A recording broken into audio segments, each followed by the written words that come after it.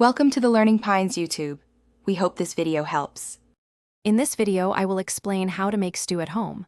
First, select your favorite stew meat and fresh vegetables. Next, you'll brown the meat to develop deep flavors. Then, add your vegetables and liquids, allowing everything to simmer gently.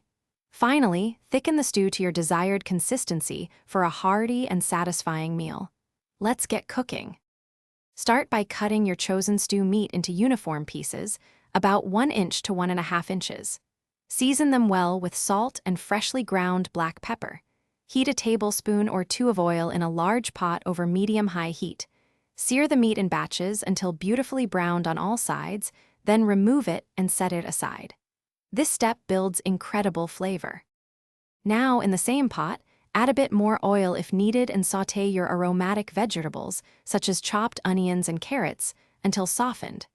Deglaze the pot with about 1 cup of beef broth or red wine, scraping up any brown bits. Return the seared meat to the pot, then add your potatoes and other root vegetables like parsnips. This creates the stew's foundation. Pour in enough beef broth to just cover the ingredients, then bring the stew to a gentle simmer.